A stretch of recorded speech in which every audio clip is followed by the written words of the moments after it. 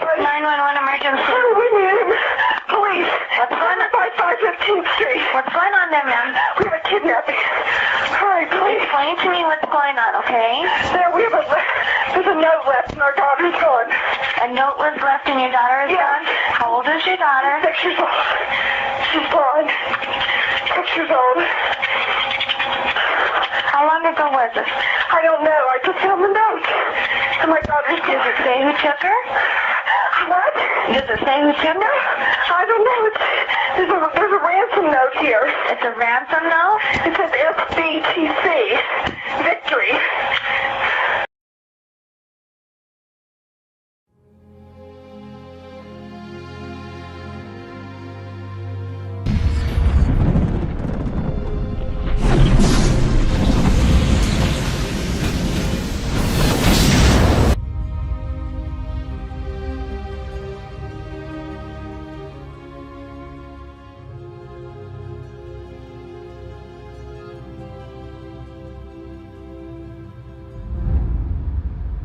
Tell me again the meaning of a life.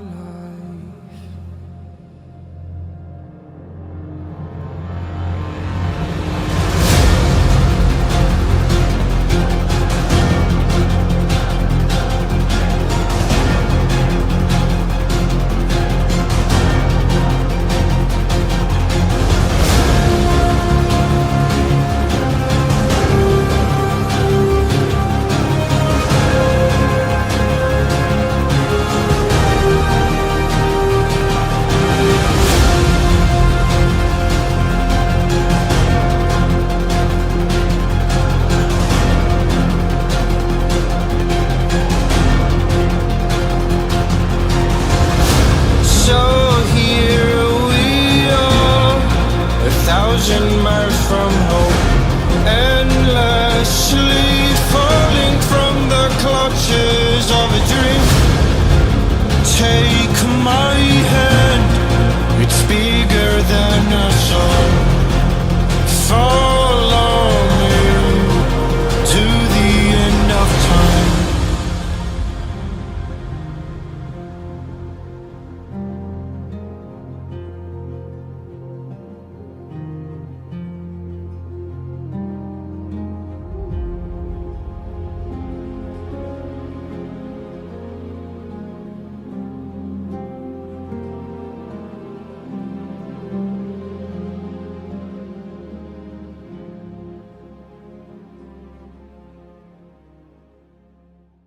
Soon there will be no one on the list but you. But the investigation stalled, and they never found the killer. Keep your babies close to you. There's someone out there. Gingerbread houses, hot chocolate, and all the cookies you can eat. It is, after all, the most wonderful time of the year, isn't it?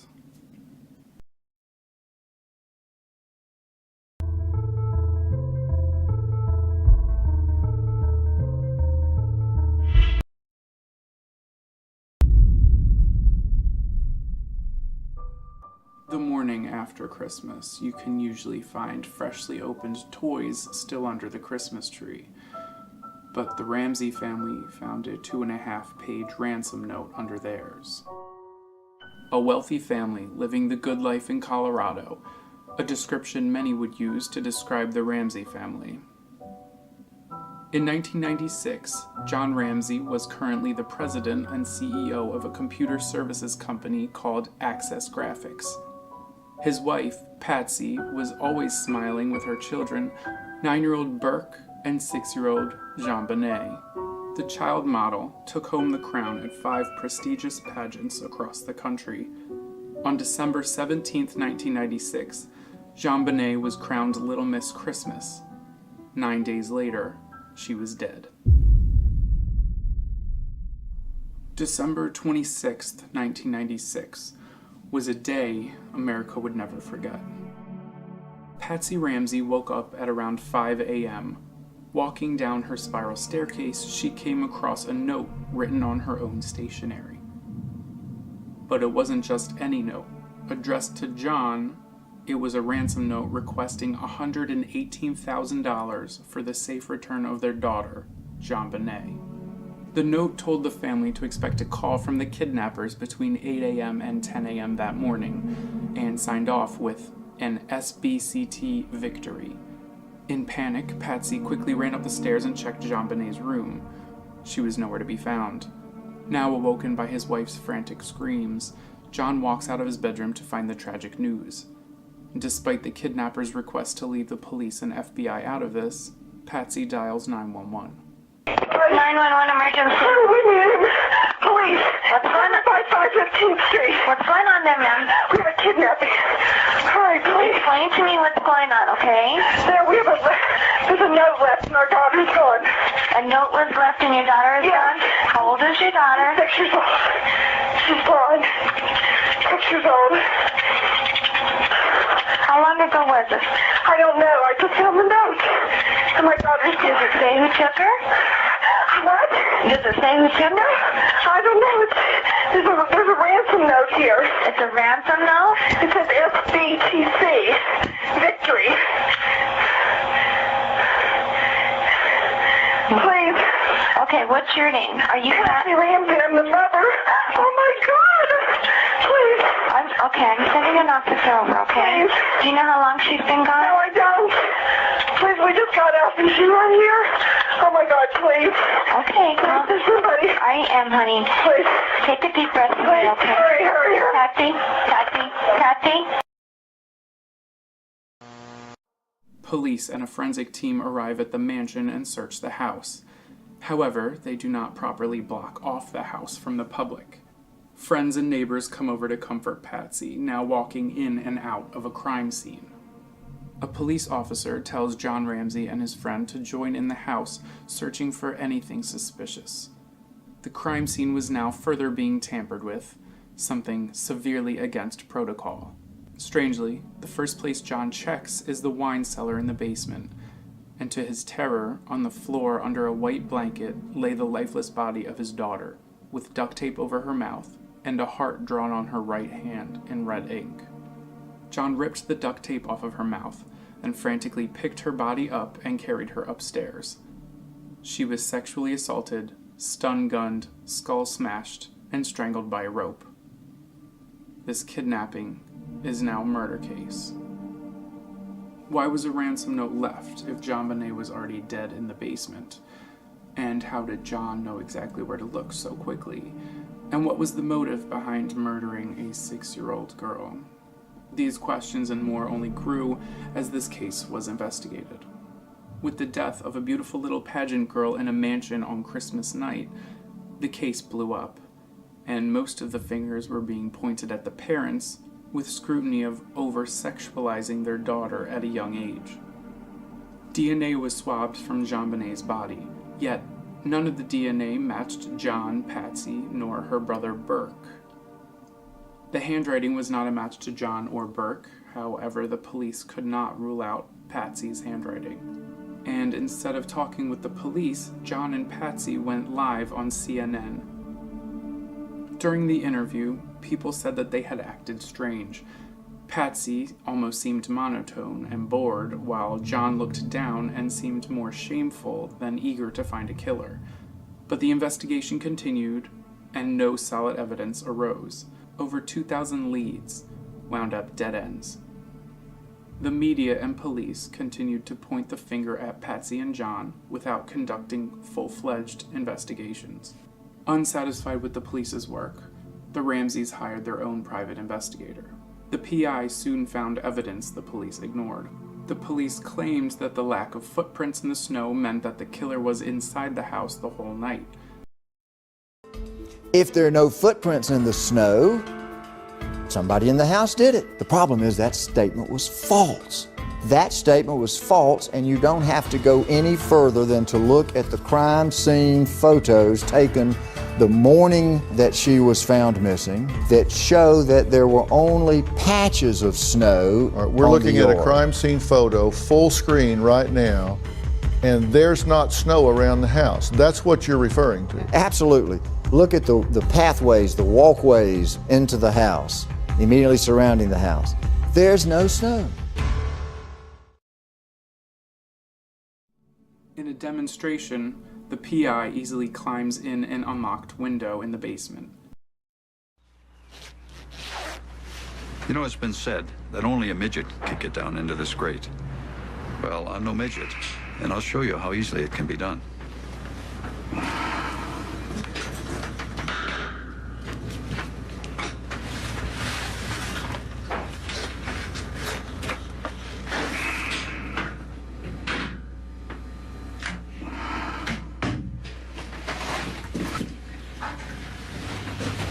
It really wasn't that difficult coming in that window.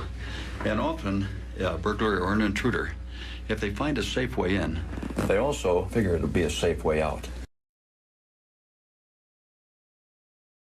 The morning her body was found, a hard-shell suitcase was beneath the window, an easy step stool that could have potentially led the intruder out the high window.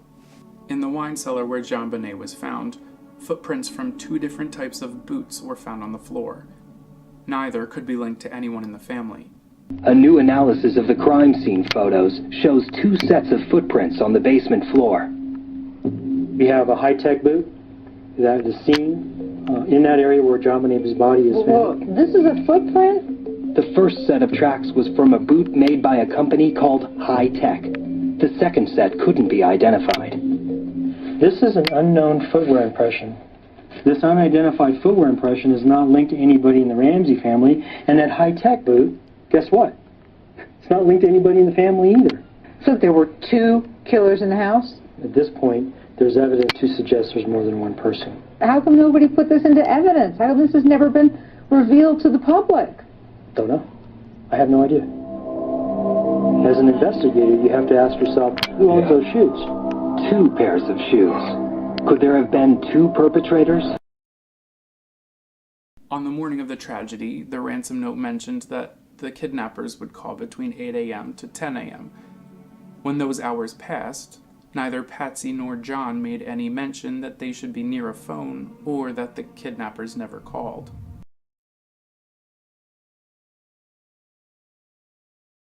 "10 a.m., the deadline imposed by the writer of the ransom note for a telephone call.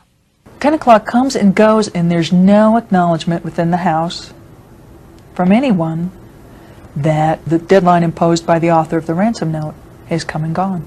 Nobody said it's 10 o'clock and the kidnappers haven't called? Nobody said that. Arndt called her station house for backup repeatedly, but none had arrived. How many times did you call the police department asking where your backup was and what was going on? Well, I remember at least 2 calls. Both times I was told everybody's in a meeting, they got your message, and that was it. And the oddly specific amount of money requested was the same amount John was getting paid in his bonus that year. And immediately after finding his daughter's body, John Ramsey called for a private plane and wanted to leave the state immediately. A strange thing to request when your house is a crime scene. Even 9-year-old Burke was questioned. A bowl of pineapple and milk was found on the counter, matching undigested pineapple that was found in JonBenet's stomach. Brother Burke and Mother Patsy's fingerprints were found on the bowl, but JonBenet's were not. A year and a half after JonBenet was murdered, John and Patsy Ramsey, sitting in separate rooms at the same time, were questioned by Boulder authorities in a Colorado police station. What have you heard about pineapple? Well, we were asked, did JonBenet eat pineapple, and because apparently it was found in her system. I think part of the question was, what did she eat it when she got home? I'm sure she didn't, because she was absolutely sound asleep. The Ramseys told police that JonBenet had gone straight to bed that night and had not eaten at home. But autopsy results did find undigested pineapple in JonBenet's stomach. And police discovered fingerprints on a bowl of pineapple left in the family's dining room on the morning of the murder. I didn't put the bowl there, okay? I did not put the bowl there. I would not do this setup like this. Okay, but let's go back to your line of reasoning here. If they weren't, no? Talk to me. Okay. Look at me. If they're not yours and they're not John's, then they would be somebody else's. Right. But now I'm telling you they're not somebody else's. Those prints belong to one of the two of you. They did? You're sure?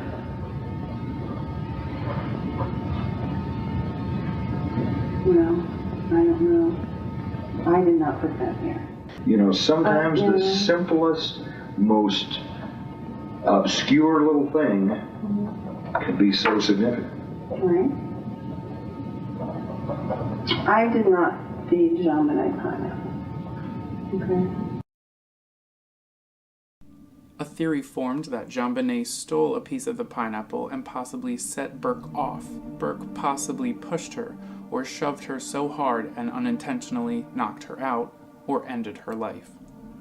The parents quickly conjured up a ransom note to keep him safe, and in an interview, Burke was asked a simple question about the pineapple, and he seemed to react strangely. That's the dining room table. Can you describe that to me? It's a bowl of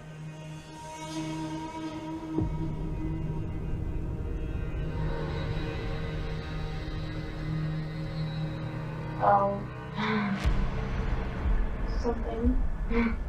Okay. Can you describe that to me? It's a bowl of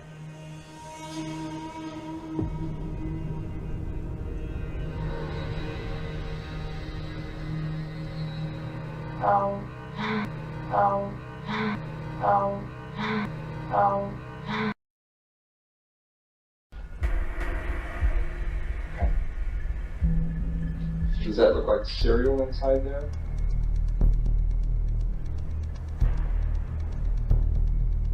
Or does it look like... It looks a little big. One piece right there. Uh-huh. Maybe like milk or throwing the spoon. Even 20 years after his sister's murder, in an interview with Dr. Phil, Burke acts strange. What would you say? You know. When you talk to her, what would you say? Oh, just like if there's some important thing I was doing, like, hey, thanks for looking out for me, or hope you're looking out for me, or, you know, hope you're having fun up there, because I'm taking some tests, or, you know, like I wish I was up there right now, you know. But the mystery continues to grow as crime scene photos were released to the public. An eerie photo snapped of JonBenet's room shows the exact way it was when JonBenet was murdered in the basement. A stuffed animal Santa bear sits on her bed. Neither John nor Patsy had ever seen it. When further investigated, the stuffed bear was gone, and nobody knows anything about the mysterious, now missing, stuffed animal. This toy teddy with a Santa suit appeared in a photo police snapped in JonBenet's room right after the murder. Her parents reportedly say they never saw it before, and now it's vanished. The cops want to know why. I don't know much about the bear, though. I've never seen it before. Linda Pugh is the Ramseys' housekeeper. She spent about 18 hours a week with JonBenet and her family before the tragedy. And now the invisible bear is a mystery to her, too. I can't imagine what that could have to do with anything. The housekeeper is one of the few witnesses we know has testified before the grand jury. She talked exclusively to hard copy. She was at the Ramsey family Christmas party just 2 days before the murder, and she wonders if that's when somebody, like perhaps the man who played Santa, gave JonBenet the Yuletide bear. If he did, he gave it to her probably that night of the Christmas party, but I didn't see it. Bill McReynolds played Jolly St. Nick for the Ramsey party that night, but he has since moved away. Christmas at the Ramseys, 1996. In this video Christmas card produced by and starring Patsy Ramsey, there are teddy bears everywhere, but the mystery bear is nowhere. Cynics close to the case wonder if the Ramseys raised the whole issue to throw suspicion away from them and towards Mr. and Mrs. Claus. It's clear that the Ramseys from long ago are looking at Bill McReynolds, who played the part of Santa Claus, There are more than a few strange coincidences. This guy was in the Ramsey home. It's conceivable that he could have told JonBenet to open the door at a certain time on Christmas night. He had a special present for her. And then there's Bill McReynolds. He was hired by Patsy Ramsey to play Santa Claus at the family's Christmas party. According to CNN, Bill had allegedly given JonBenet a card with the message, "You will receive a special gift after Christmas." Even more suspicious, Bill's wife had wrote a play. The plot revolved around a girl who was molested and murdered in her basement. And if that isn't strange enough, Bill and his wife's child died on the same day in 1972 after being kidnapped and sexually abused at the age of 9.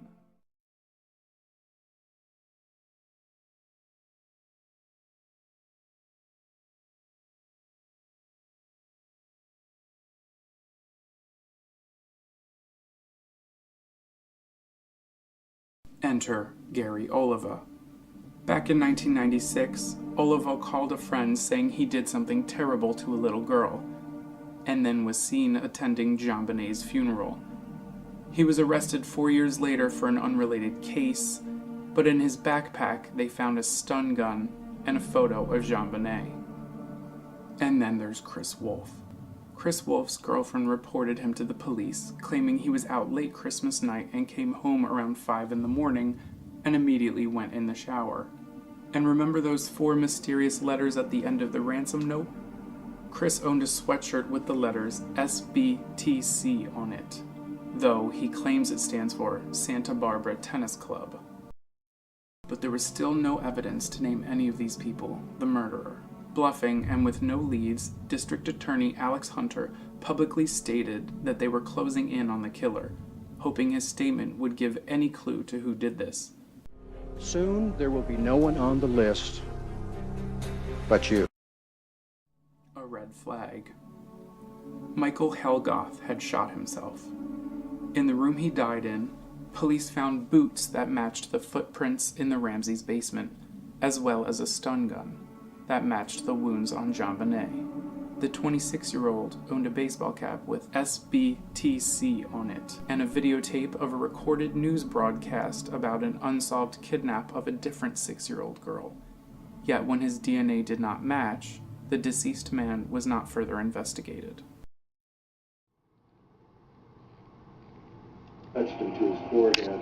These detectives did not see Helgoth as the actual killer. In fact, DNA samples taken at a post-mortem show that he was not. But they think he may have been involved. One reason is that they've always believed it likely that more than one person was in the Ramsey home that night. The footprints suggest this, as do the number of objects taken in and out of the house. These include a rope, stun gun, cord, and duct tape. It would have been difficult for just one person to have done everything that was done that night.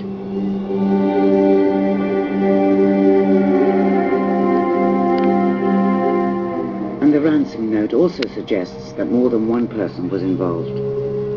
It says, "We are a group of individuals that represent a small foreign faction." It warns about the 2 gentlemen watching over your daughter.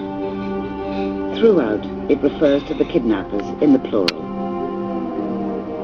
The new team of detectives think Helgoth may well have been involved as an accomplice of an even more deadly killer, one who later murdered him to stop him talking after Alex Hunter's unnerving press conference.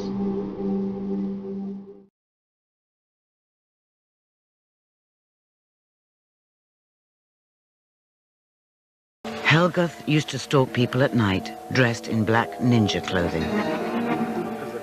When looking for his possible killer, detectives looked for a violent associate who shared his interest in martial arts and young girls. They immediately came up with one, a close associate who has since disappeared, a man who frightens those around him. I tried to steer clear of that individual because he could have been, a menace to me or my family. Were you personally scared of him? On a level, I'd have to say yes. Absolutely. I think he was capable of being violent towards anybody. He threatened to cut one of his girlfriend's ears off. His ex-wife, he tried to kill her. They were only married probably 5-6 days. Helgoth's associate lived in this trailer park near the car salvage yard. The makers of this program know his name, but have decided to withhold it because he has not been charged with any offense.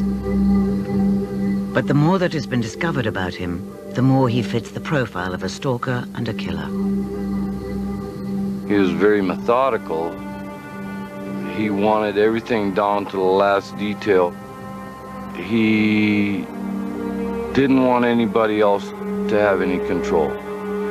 If he didn't feel like he was controlling a situation, he would lash out. Martial arts, he liked those throwing knives. He was into ninja. He was into the dark clothing. He always wore a black t-shirt, black pants, black boots. Helgoth's associate was convicted following a stabbing here on the trailer park. Witnesses were too frightened to give evidence, but court documents summarized his criminal record as violence, history of sexual assault. They also reveal that he was a convicted pedophile. He was imprisoned in the 1980s for a sexual assault on a child. It is believed that he may have worked in the Ramsey home shortly before the family moved in. Unidentified animal hairs were found in the cellar where John Bonet's body was left. The hairs were of two colors. Helgoth's associate raised wolf dogs whose hairs exactly match those colors. Helgoth had bought 2 of these dogs. There she is.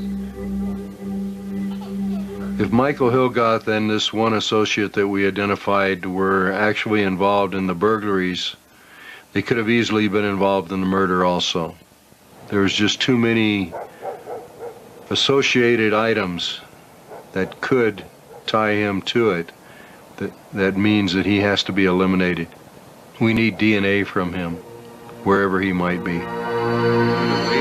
These investigators see the associate as their prime suspect in the Ramsey case. Tracking him down, they say, is a priority.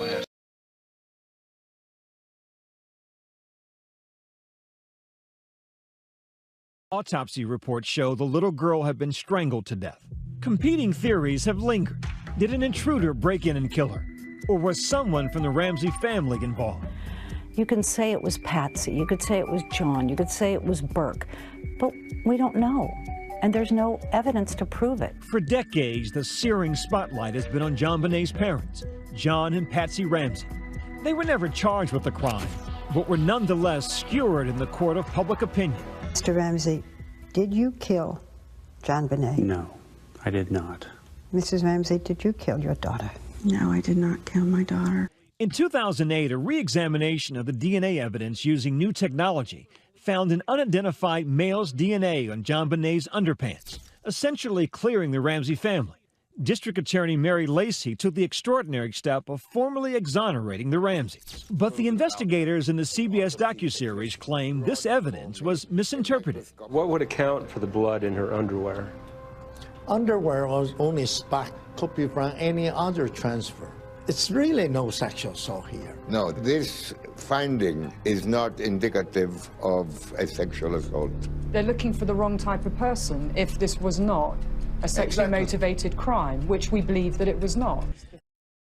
Parents can be involved in another way other than murder. It's not one or the other. There's a bunch of shades in between. The DNA evidence is, in fact, strong evidence of Burke's innocence and that the Ramseys did nothing wrong. Back in 1999, the DA officially cleared Burke as a suspect. When my colleague Juju Chang spoke to John Ramsey in 2012, he said he tried to shield 9-year-old Burke from media attention. There was one day when he and Patsy managed to escape the paparazzi and they made it to a grocery store and there was a headline that Burke... Brother did it. And he burst into tears. Yeah, well, what was his reaction? Well, Burke's a very quiet, private person. We tried very hard to keep Burke's life normal, and that just was like a huge interruption to that. The Ramsey family's exoneration came 2 years too late for Patsy Ramsey. She died from ovarian cancer in 2006. Today, John is remarried and lives a quiet life far from Colorado. As for Burke, he's now a software engineer, and once again back in the headlines, this time on his own terms. I think people are reacting to the fact that you seem to be unbothered by all of this. Yeah, well, I can tell you I was very emotional at the Fernies, and I would just randomly cry out of nowhere. I guess it's a combination of sitting in there with this weird guy that I'd never talked to before and asking me all these personal questions. It's a combination of that and just kind of, at some point you have to move on, and I'm not saying I moved on then. It might have been kind of the other end, as I didn't really get it, but you got to stop crying at some point, I guess. Can you describe that to me?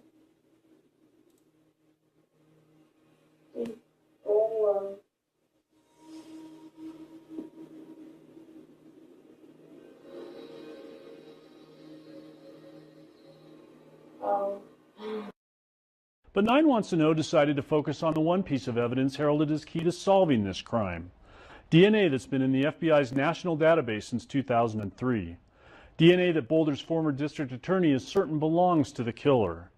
But now a 9 News Boulder Daily Camera investigation found it's evidence that may be worthless in terms of solving this case, putting that DNA in doubt. It's a murder with 2 competing theories.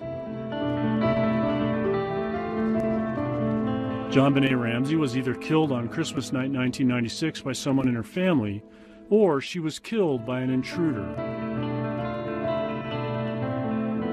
For more than a decade, those theories played out in the tabloids, on talk radio, even inside the investigation.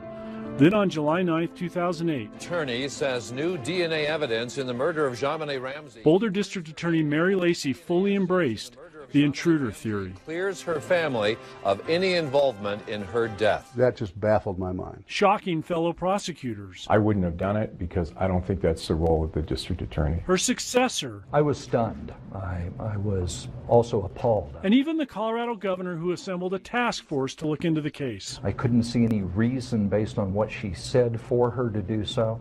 Had never seen anything like that in the past from any other prosecutor, and just couldn't believe she chose to do that. Lacey's decision was based on DNA she said was conclusive. DNA she said JonBenet's killer left behind on her panties and long johns. DNA that would crack the case if it could just be identified or matched. But the actual DNA test results Mary Lacey used to clear the Ramseys, obtained exclusively by 9 News and the Boulder Daily Camera, tell a very different story. So I was always surprised at what she did, and now I'm deeply concerned. It's the latest controversy in a case full of problems.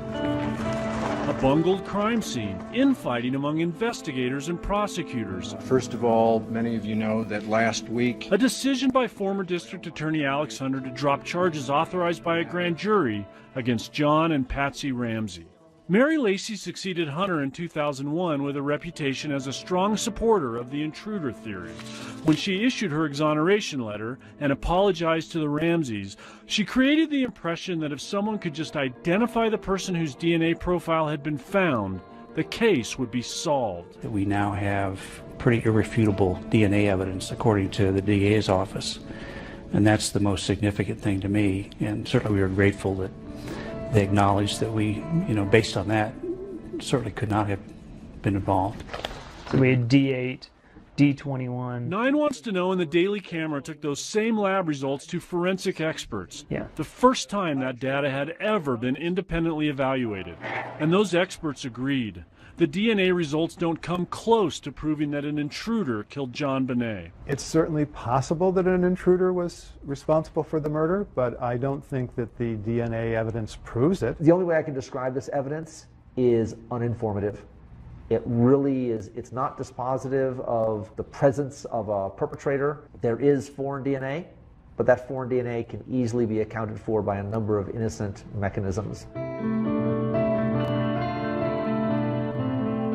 Male DNA was originally identified in JonBenét's underwear during testing in the late 1990s and early 2000s.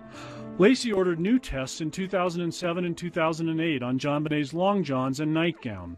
It's those tests that led Lacey to exonerate the Ramseys. I can tell you in my experience, A decision that confounded Troy Ide, a former U.S. attorney who was on the Ramsey task force appointed by Governor Owens. there's a real danger whenever you say, okay, we've looked at this and we've categorically determined something. The experts who reviewed the DNA test data for 9 News and the Daily Camera questioned Lacey's exoneration on multiple fronts.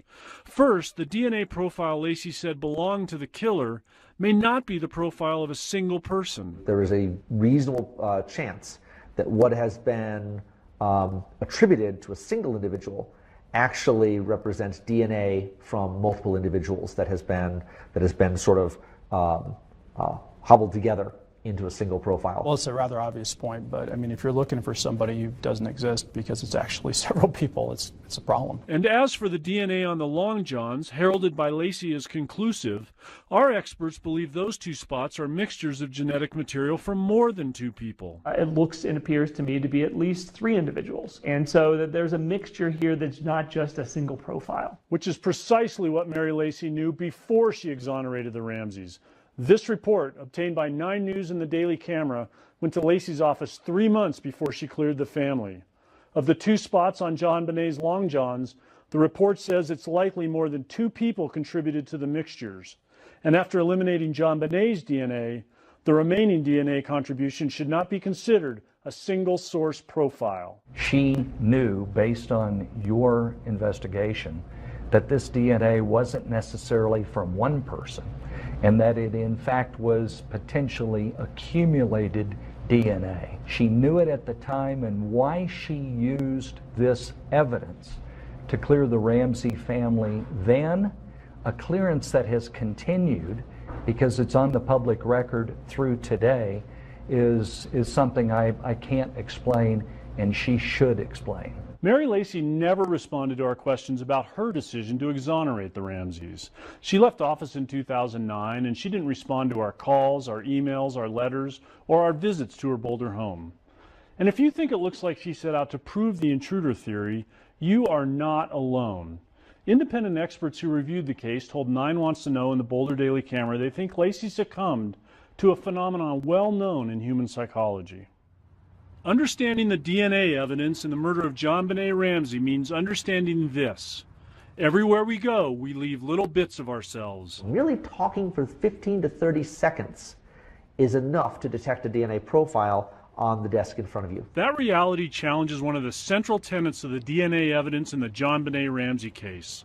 One made public when former Boulder District Attorney Mary Lacey exonerated the Ramsey family in 2008, saying that there's no innocent explanation for genetic material found in the girls' underwear and long johns. My guess is that if we took your shirt and did some DNA testing on it at the level of sensitivity involved in this case, we'd find your DNA, we'd probably find some other people's DNA on there as well. Lacey's exoneration letter said she had concluded that foreign DNA on JonBenét's clothing could not have gotten there inadvertently, something our experts say is just not true. They say there are plenty of reasons the DNA on JonBenét's clothing could be innocent, reasons that have nothing to do with murder. You shed 40,000 cells per hour. You are leaving your DNA everywhere. When wherever you go physically, you're leaving a small part of yourself. Mary Lacey discounted that possibility when she issued her letter exonerating the Ramseys and concluding the DNA must be the killers. I thought that was a bit of a leap to claim that there couldn't be an innocent explanation for what was found. How did Lacey's conclusion differ so much from the actual DNA tests? Lacey was long known to support the theory that an intruder, not a family member, killed JonBené. Case in point, these never-before-seen emails. They show that after preliminary tests found the presence of unknown male DNA on JonBenét's long johns, an investigator in Lacey's office replied that his bosses didn't see the need for additional testing. It sounds like they got a result that they were looking for and decided to quit while they were ahead. The lab that Lacey used later provided her with reports showing that the unknown DNA on the Long Johns was likely part of a mixture of genetic material from more than 2 people, but that was never before made public until now. She issued her exoneration in spite of the confusing DNA results, an exoneration the family still points to as proof they were not involved.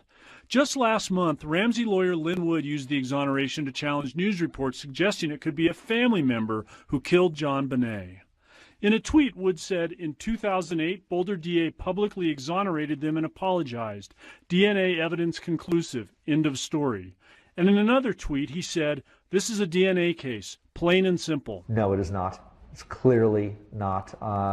We have a question profile that is very low level in terms of the amount of DNA. The quantity of DNA is very small. The profile is extremely complex.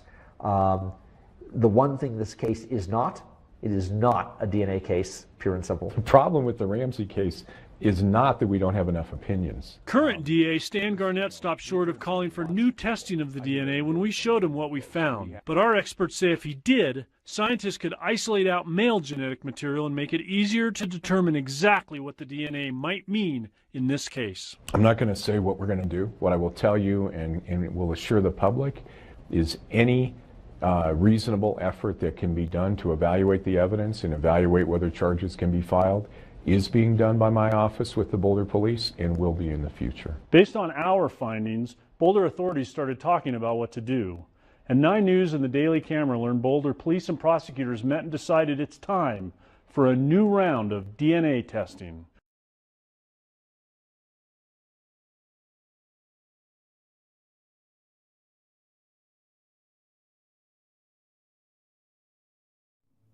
Suddenly, the case took a huge turn when an American man living in Thailand stepped forward. John Mark Carr admitted to being the murderer of JonBenet Ramsey. The registered sex offender was arrested, questioned, and fully investigated. But when his story didn't add up, and his DNA did not match the DNA at the scene, he was released, and it was back to square one. Though his name was cleared in 2008, John Ramsey's life seemed to have a looming shadow of death follow him. After Patsy's death in 2006, John Ramsey began dating Beth Holloway, the mother of another famous murder victim, Natalie Holloway. Not many people know this, but JonBenet had a sister. She died in 1992 in a car crash. Her name was Elizabeth, and JonBenet is buried next to her. We may never know what happened Christmas night in the Ramsey mansion. The only person who does know what happened is 6 feet under and never got to celebrate her 7th birthday. JonBenet got a doll for Christmas, right? Patsy had sent the doll company a picture of JonBenet, and they made a doll that supposedly looked like her. Patsy saw the doll lying in a box. She said it looked like JonBenet was in a coffin. Parents can be involved in another way other than murder. It's not one or the other. There's a bunch of shades in between. She said it looked like JonBenet was in a coffin. And as the investigation drags on, only one thing seems sure. The tragic death of little JonBenet may forever remain unsolved. I hope JonBenet Ramsey gets justice. But there are some cases that you just never figure out. This is probably one of them. Until now.